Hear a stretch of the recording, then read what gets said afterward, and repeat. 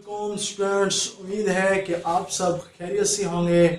आज जो है हम जो है आपने दूसरा 13 चैप्टर करंट इलेक्ट्रिसिटी के बारे में जो है हम डिस्कस करेंगे। उसका जो हमारे पास फर्स्ट चैप्टर है, फर्स्ट टॉपिक है सॉरी, उसमें जो है हम इलेक्ट्रिकल करंट के ऊपर बात करेंगे और उसके जो है आगे मज़ीद उसको एक्सप्लेन करेंगे। और अगर आप हमारी वीडियोस पर और हमारे चैनल पर न्यू आए हैं तो हमारे चैनल को सब्सक्राइब कीजिए, हमारी वीडियोस को लाइक कीजिए ताकि हर नई आने वाली लेटेस्ट और दिलचस्प वीडियो आप तक पहुंचती रहे।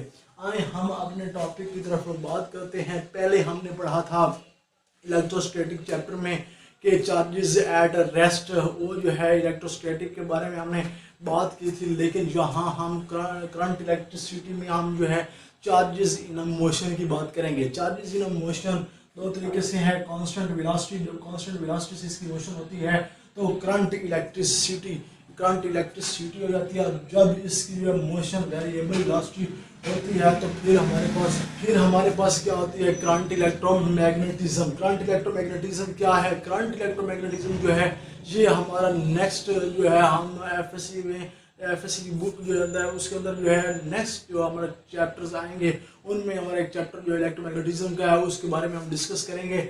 लेकिन अब हम बात करते हैं इसकी डिफाइन की। इसकी डिफाइन क्या है? The branch of physics which deal with the study of charge in a motion.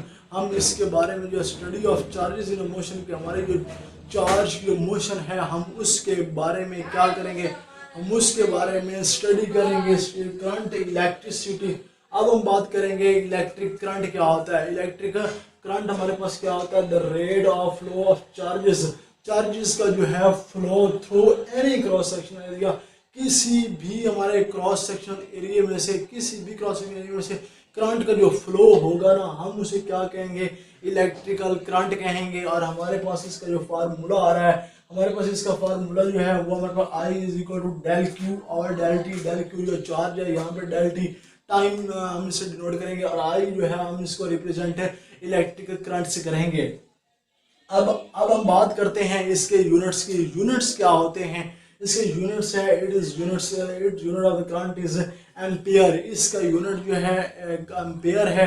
अब हम बात करेंगे, हमारे पास एक नोड है कि करंट है ये बोथ मैग्नीट्यूड और डायरेक्शंस में है। डायरेक्शंस की मैग्नीट्यूड भी उसकी होती है और इसकी डायरेक्शन भी होती है।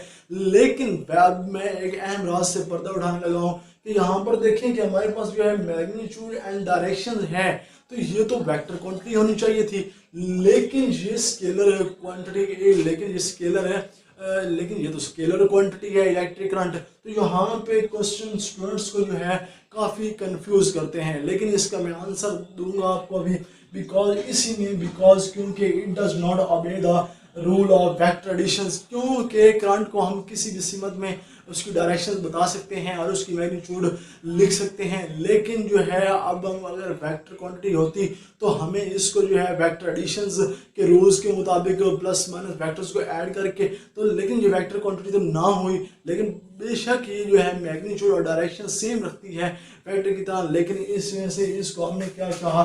Scalar quantity. It is added by simple method. हम इसको सिंपल मेथड से क्या करेंगे? ऐड कर देंगे, जो हमारे पास क्या होगा? स्केलर होगा।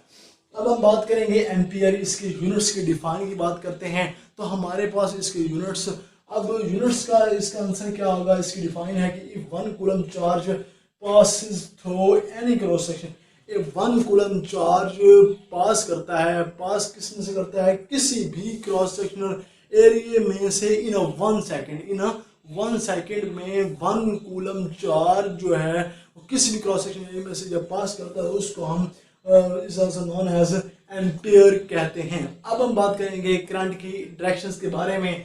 करंट की डायरेक्शंस क्या होती है? यहाँ पे हमारे पास कन्वेंशनल करंट और इलेक्ट्रिक करंट मौजूद है, इनके दरमियान हमने डिफरेंस, अब मैंने ये डायग्राम आपके पास शो कर दी है और ये डायग्राम भी हमारे पास शो हो गई है। उसके बाद अब देखते हैं कि ये देखिए हमारे पास जो है करंट जो है पॉजिटिव साइंस से जो है इलेक्ट्रिक फील्ड की डायरेक्शन में है और पॉजिटिव साइंस में है। लेकिन जहाँ पर जो है यहाँ पे नेगेटिव चार्ज या डायरेक्शन इसकी इलेक्ट्रिक फील्ड लाइंस के ऑपोजिट है और यहाँ पे जो है हमारे पास फ्री इलेक्ट्रॉन्स क्या होंगे, यहाँ पे मूव अप होंगे। तो यहाँ हम बात करते हैं पहली बात, current flow due to the positive charge.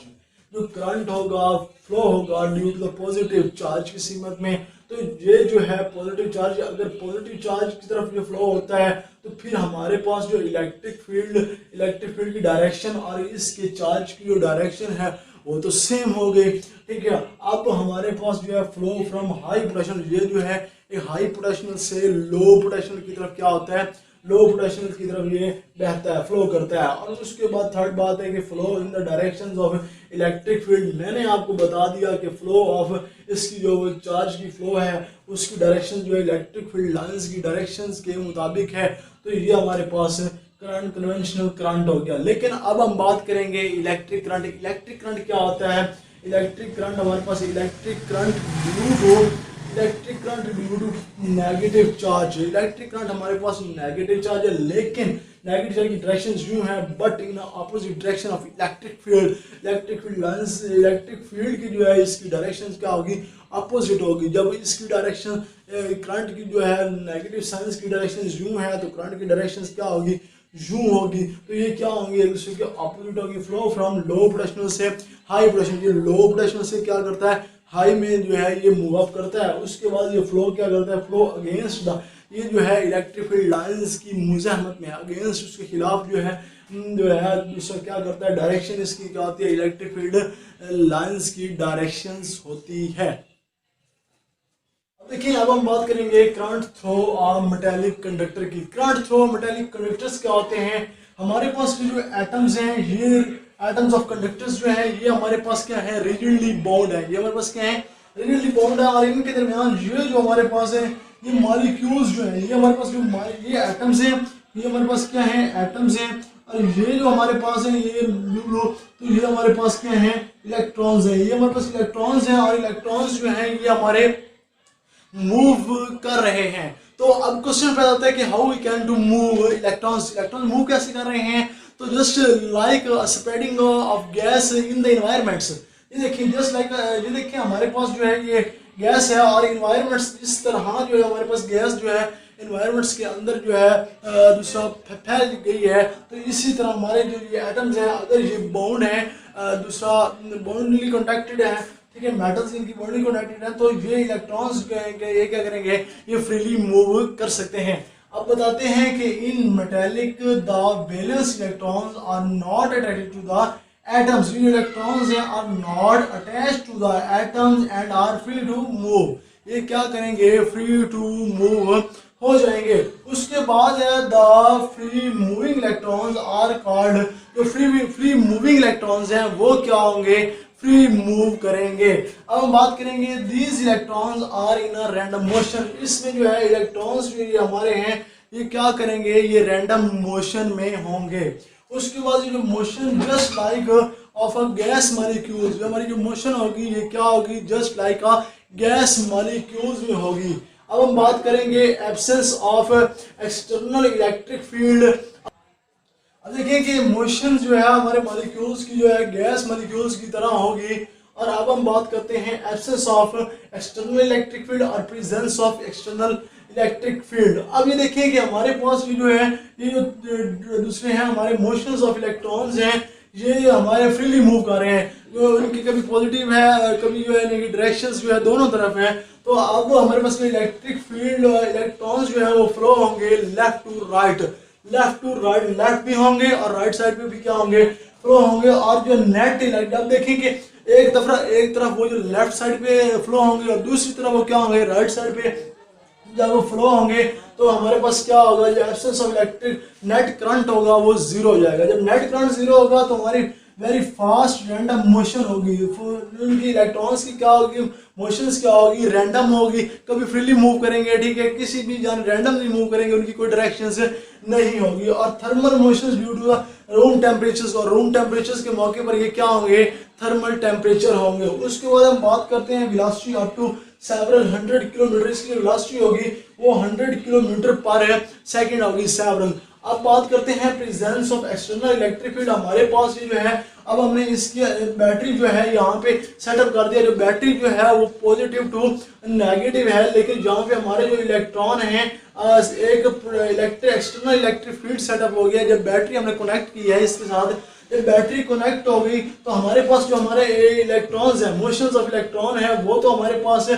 हमारे पास जो है मोशंस ऑफ इलेक्ट्रॉन है वो अपोजिट ऑफ इलेक्ट्रिक फील्ड की क्या होगी, जब हरकत करेगी अपोजिट ऑफ इलेक्ट्रिक तो इलेक्ट्रॉन्स कोलाइड करेंगे। जब इलेक्ट्रॉन्स की कोलिजन होगी तो इलेक्ट्रॉन्स बढ़ेंगे।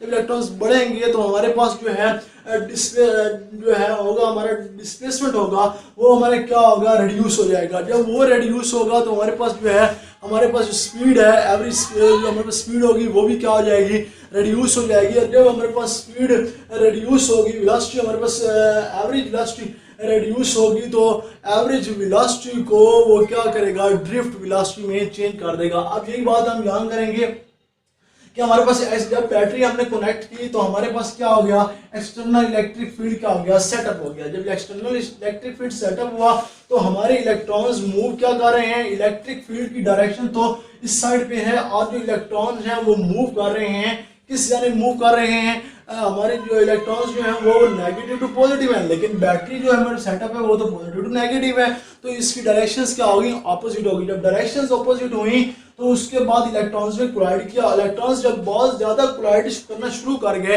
तो हमारे पास डिस्प्लेसमेंट करिए, जो डिस्प्लेसमेंट होगा वो भी रिड्यूस हो जाएगा। जब डिस्प्लेसमेंट रिड्यूस हुआ तो हमारे पास जो है एवरेज वेलोसिटी जो है उसको हमने जो हमारे पास एवरेज जो हमारे पास स्पीड थी वो भी रिड्यूस हो गई। जब स्पीड रिड्यूस हुई तो उसके बाद क्या हुआ, एवरेज वेलोसिटी जो है उसमें इन इलेक्ट्रॉन्स की in the presence of electric field की मौजूदगी में हमारी जो इलेक्ट्रॉन्स की एवरेज वेलोसिटी थी उसको हमने क्या कह दिया, ड्रिफ्ट वेलोसिटी को ड्रिफ्ट वेलोसिटी में चेंज कर दिया। अब ये देखेंगे electrons collide excessively with electric atoms, thus average velocity of electron in the presence of electric field is called drift velocity। अब इसकी मैग्नीट्यूड क्या होगी, हमारे पास the magnitude of drift velocity is 10-3 metre per second होगी। अगर हमारी video आपको अच्छी लगे तो हमारे चैनल को सब्सक्राइब कीजिए, हमारी वीडियोस को लाइक कीजिए ताकि हर नई लेटेस्ट अपडेट आपको मिल सके।